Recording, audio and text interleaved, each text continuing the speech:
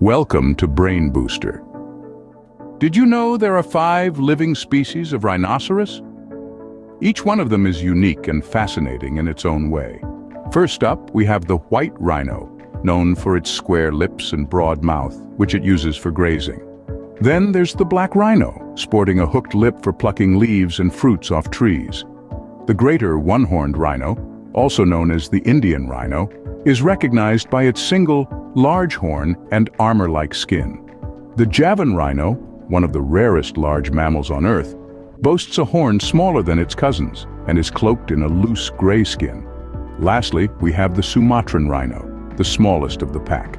With its hairy body and 2 horns, it resembles the extinct woolly rhinoceros.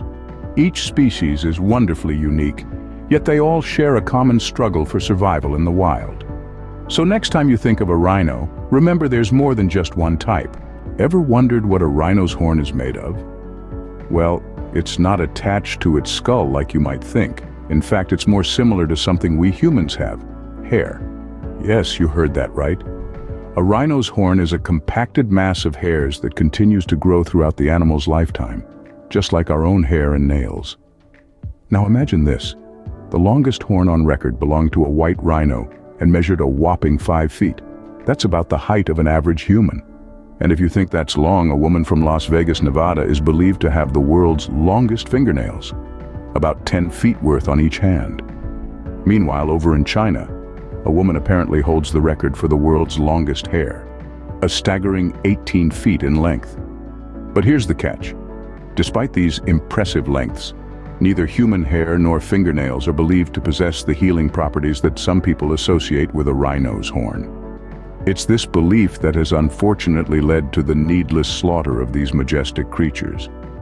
If only people realized they could chew their own nails and cut their own hair in order to feel well, we could halt the senseless poaching of rhinos.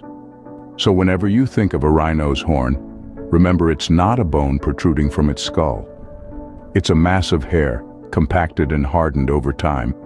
It's a part of the rhino that grows, just like our hair and nails do. And it's a part that some people, unfortunately, covet for its supposed healing properties. But let's not forget, at the end of the day, this horn is a part of the rhino's identity. It's a symbol of their strength and resilience, a testament to their survival in a world that hasn't always been kind to them. So, a rhino's horn is more like our hair and nails than you might have thought. Rhinos have been part of human history and culture for centuries. Their influence can be seen in various forms, from sculptures to nicknames. One such example is found in the city of Klagenfurt, located in southern Austria.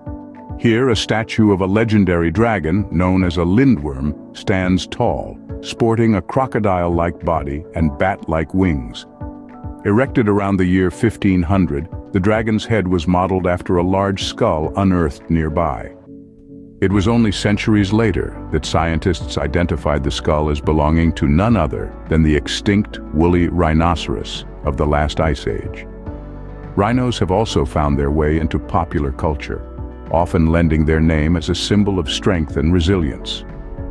From the American professional wrestler and actor Terry Guerin, better known as Rhino, to the guitarist Larry Reinhardt of the band Iron Butterfly, nicknamed El Reno, the animal's influence is clear. Even in the world of sports, the national rugby teams of South Africa and Indonesia proudly bear the name the Rhinos. In our history, rhinos have been symbols of power. In our culture, they've become symbols of strength and endurance. These magnificent creatures have left their footprints not just in the wild, but also in the annals of human culture and history. From ancient times to modern sports, the rhino holds a special place in our culture. Who do you think are the closest living relatives of rhinos? An unexpected trio perhaps, but the closest living rhino relatives are tapirs, horses, and zebras. These animals, rhinos included, are part of a unique group known as perissodactyls, or odd-toed ungulates. This is in contrast to even-toed ungulates, known as artiodactyls, which include animals like cattle, deer, and goats. What sets our rhino buddies apart is the distinctive number of 3 toes on each foot. This unique feature results in a rather peculiar footprint. Imagine the ace of clubs in a deck of cards. That's right, a rhino's track closely resembles this iconic symbol. So, the next time you're out in the wild, keep an eye on the ground. So if you ever come across a track that looks like the ace of clubs, it might just be a rhino's footprint. Ready for some quick-fire rhino facts? All right, here we go. Did you know that some rhinos actually use their teeth, not their horns, for defense? That's right, those massive horns are not always the weapon of choice. Now let's talk about something a bit, well, gross. An adult white rhino can produce as much as 50 pounds of dung per day. That's a whole lot of fertilizer. Here's another fun fact. White rhinos aren't white, and black rhinos aren't black. The names are actually a bit of a misnomer. The white rhino's name is thought to have come from the Afrikaans word wait, which means wide, referring to the animal's mouth. Over time, wait was misinterpreted as white. On the other hand, the black rhino was named to distinguish it from the white rhino and not because of its color. Finally, let's talk about baby rhinos. A rhino pregnancy lasts an astounding 15 to 16 months.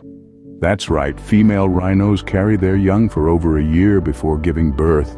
Talk about a long-term commitment, and there you have it, a barrage of fun and fascinating facts about rhinos.